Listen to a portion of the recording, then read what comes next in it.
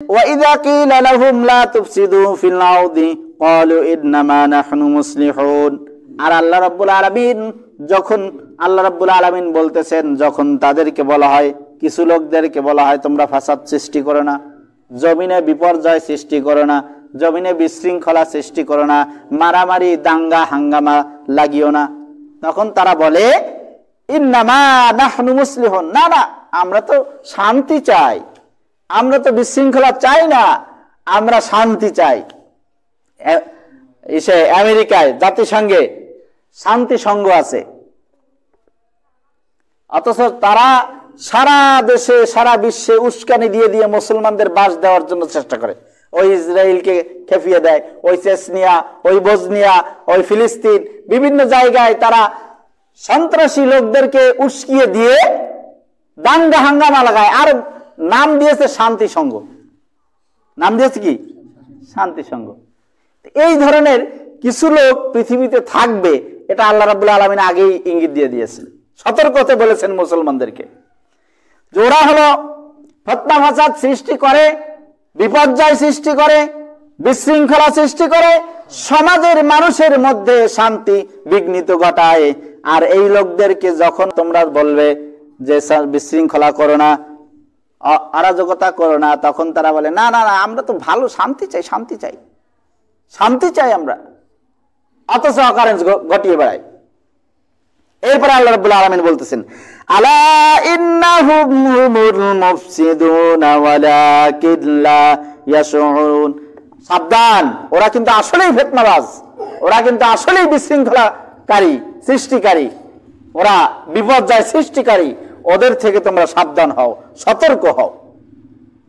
কিছুদিন আগের ঘটনা, যেটা সারা দেশেই আজকে কম বেশি ব্যাপারে কথা আমরা টের পেয়েছি মিডিয়ায়, আমরা যারা দেখি মিডিয়া দেখি জেনেছি, ইসকন ভারতীয় একটা জঙ্গি সংগঠন। এই বিভিন্ন বিশ্বের বিভিন্ন দেশে 10টি দেশ, মোট 10টি দেশে এই পর্যন্ত তাদেরকে নিষিদ্ধ ঘোষণা করা হয়েছে।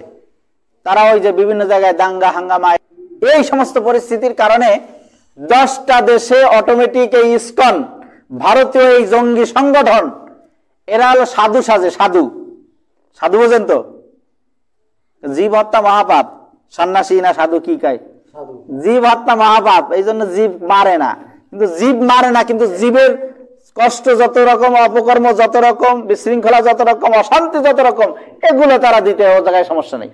ওই যে নাম শান্তি সংঘ, কিন্তু শান্তির খবরও নেই, অশান্তি দিয়ে দিয়ে সারা দেশকে শেষ করতে চায়, মুসলমানদেরকে নিধন করতে চায়, ইসলামকে ধ্বংস করতে চায়। মূল উদ্দেশ্য হলো ইসলামকে, কিন্তু উপরে যদি লেভেলটা যদি ভালো না লাগায় তাইলে তো মানুষ খাবে না। এই ব্যারাক স্কুল ছিল, আমি নিজে শুনেছি বাচ্চাদেরকে বলতে, এই আচ্ছা বলো তো আল্লাহ বড় নাকি আপা বড়? খেয়াল করবেন বিষয়টা, ইংরেজদের থিওরিটা কেমন, কিভাবে আপনার আমার সন্তানদের এই যে কচি কাঁচা বাচ্চাদের ব্রেন ওয়াশ করে দিচ্ছে ছোটকালের থেকে। এই বলো তো আল্লাহ বড় নাকি আপা বড়? কে বড়? আল্লাহ বড়।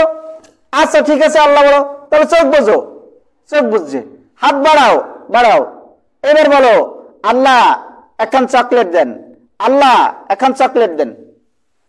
দেখেন প্র্যাকটিক্যালি ট্রেনিং কিভাবে দিচ্ছে। এবার হাত খোলো, খুলছে, কই আল্লাহ কি চকলেট দিছে? কয় না। কেউ কি পাইছো? কয় না। এবার চোখ বুঝো, হাত বাড়াও, বলো আপা এখন চকলেট দেন, আপা এখন চকলেট দেন। যেই বলতেছে এক একজনের হাতে সব দিয়ে যাচ্ছে চকলেট। এইবার কয় হাত খোলো, দেখো তো চকলেট আছে? হ্যাঁ আছে। তাহলে আল্লাহ কি চকলেট দিল? কয় না। তাহলে কে দিল? আপা দিল। তাহলে কে বড়, আল্লাহ বড় নাকি আপা বড়? নাউজুবিল্লাহ বলেন। ছোট্ট বাচ্চাদেরকে, ওরা কি এত কিছু বোঝে? ওদেরকে কিভাবে ব্রেন ওয়াশ করতেছে, এটা হচ্ছে ইংরেজদের কাজ। কিন্তু কাজ কি দেখাচ্ছে কি, আপনার আমার সন্তান যেন নিরক্ষর না থাকে, ওরা যেন শিক্ষিত হতে পারে, ওদেরকে আমরা পড়াশোনা করাতে চাই, আমরা শিশুদের ভবিষ্যৎ ভালো করতে চাই। এই ওয়ার্ল্ড ভিশনের এরকম একটা কারচুপি আছে, আর একদিন সুযোগ হলে কথা বলবো। ইসকন এই চট্টগ্রামের এক ঘটনাকে কেন্দ্র করে আপনারা জানেন বিভিন্ন জায়গায় তারা এই ধরনের কর্মকাণ্ড করে বেড়াচ্ছে, আমরা বিভিন্ন জায়গায় টের পেয়েছি। ওদের একটা চিহ্ন হলো ইসকন সংগঠনের লাল ফিতা থাকে হাতে, দেখবেন যত হিন্দুদের হাতে লাল ফিতা দেখবেন সবগুলা ইসকনের সদস্য, লাল সুতা। খেয়াল করেন দেখবেন অনেকের আছে, মেয়েদেরও আছে, ছেলেদেরও আছে, বয়স্কদেরও আছে, আর অল্প বয়সীদের আছে। এই জঙ্গি সংগঠন, এদের কাজ হচ্ছে ইসলাম এবং মুসলিমকে ধ্বংস করার পায়তারা তারা চালায়। এবং কয়েকটা এদের এই আস্থানায়, কয়েকটা এদের এই কি বলে সাধুদের আশ্রয়, আশ্রম না কি বলে, এই আশ্রমে অস্ত্র পেয়েছে, কারি কারি অস্ত্র, বড় বড় অস্ত্র, পিস্তল, এদিক সেদিক সব মিলিয়ে এরা চাচ্ছে বাংলাদেশে আবার একটা বড় ধরনের অরাজকতা সৃষ্টি করতে। বিভিন্ন দেশে তো 10টা দেশে অটোমেটিক বন্ধ করে দিয়েছে এই সমস্ত কারণে। এখন এরা বাংলাদেশে আবার একটু মাথা জাগানোর চেষ্টায় আছে এবং বলছে আমরা হিন্দুরা সব নেমে যাব আন্দোলনে। সুতরাং আমাদের সকলকে সতর্ক হতে হবে। এই ধরনের লাল সুতাওয়ালা কাউকে দেখলে তার কোনো আনাগোনা যদি আমাদের নজরে মানে মনে হয় বা সন্দেহ মনে হয়, তাকে অবশ্যই আমরা সাহায্য করার চেষ্টা করব। আমরা নিজে হাতে নয়, প্রয়োজনে সন্দেহমূলক হলে আমরা প্রয়োজনে প্রশাসনের সাহায্য সহযোগিতা কামনা করবো ইনশাআল্লাহ।